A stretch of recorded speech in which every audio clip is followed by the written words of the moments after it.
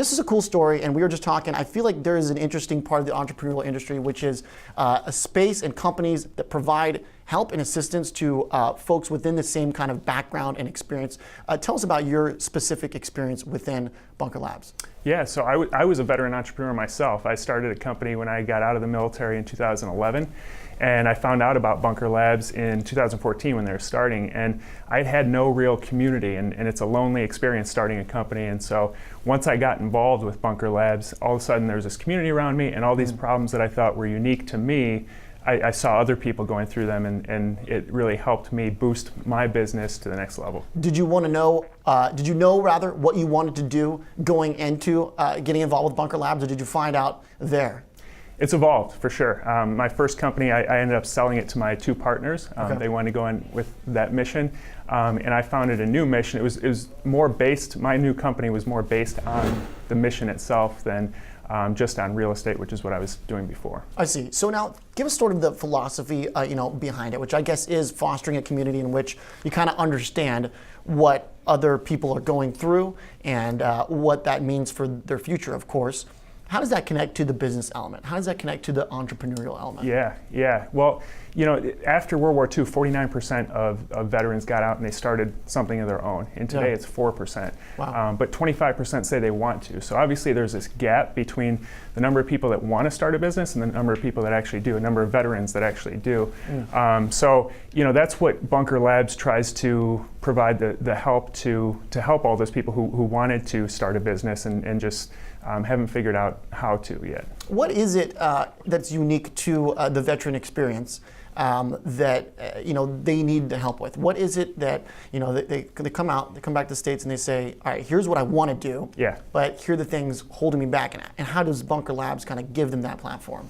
Yeah, on the surface, I think military and entrepreneurship it seems like such different types of work to be involved with. There's all this structure in the military, and then entrepreneurship is like the opposite of that. It's whatever you want it to be. So I think that's the part that Bunker Labs is kind of that bridge, to help you have some structure, but yet help you challenge that entrepreneur and start asking these questions that they've never been asked before, because they're used to being in this super structured environment, and help them get on a path of this is the business model that works for me, and then get them to their goals much quicker. How do veterans find out about you guys? How do you, is it about outreach, is it about visibility and awareness? And can anybody come in and say, hey, here's what I want to be involved in, or do they have to bring something to the table, an idea, and let's bring it to fruition? Give us the idea of sort of the, start to finish. Sure.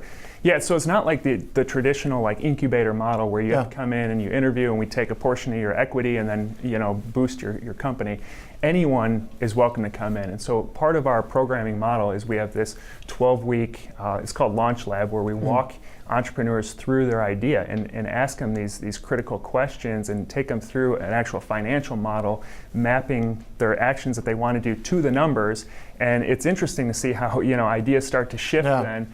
And so it's open to anyone that's a veteran, and we sometimes veterans get this rap that they're victims, and we want to teach people to fish so that they can go out and continue on and help themselves. What do you see right now in terms of industry, in terms of ideas? Does it feel like it is an environment that can foster a growth from 4% of veterans doing entrepreneurial work to get to that 40% of days past? Yeah, that's a great question. And we have such a diverse group of entrepreneurs. I mean, we've got a company called Rumi Spice that imports saffron from Afghanistan, and they sell it here in Chicago. And that seems like a very unique experience and knowledge base. Exactly, yeah. And they just crossed the threshold of being the biggest employer of women in Afghanistan, in the entire country. And they just started 2 years ago.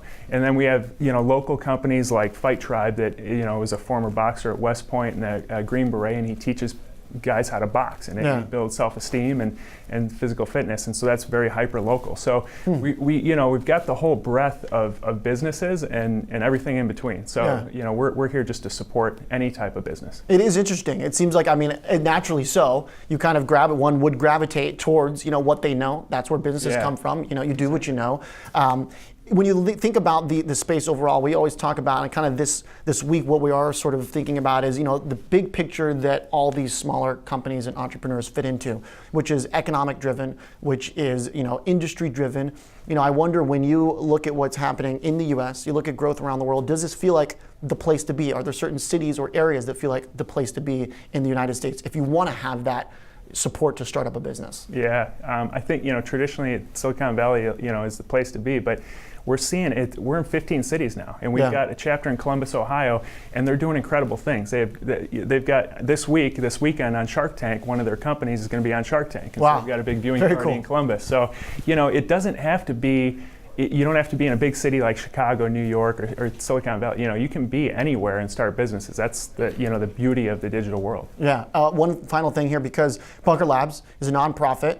Obviously, the folks that you're bringing through there, they probably want to make a profit. Yeah. But how does it change how you've thought about it, and what's sort of the message you'd send to other people that kind of want to tie in that business element to a cause? Yeah, that's a great question. We get that all the time, because a lot of our entrepreneurs have a big mission behind what they're doing. And we always encourage them to stick with the for-profit model first, test it out. If you can make it work as a for-profit, do that, because there's so much admin. We know firsthand there's so much stuff that goes into the back end of a nonprofit that can take a ton of time and away from your mission. So kind of get that groundwork laid Exactly. at first and then build from there. Yeah, so you can be a mission-focused business that makes money too. So we encourage that. Kirby, what's next for Bunker Labs? We're continuing to grow. We've got 4 different cities slated to open in the next 6 months, and we're going to continue to grow from there. So we've got a 4-stage programming model, and you can definitely get involved in any of the chapter cities. All right, there we go. Kirby Atwell. Great conversation, COO of Bunker Labs.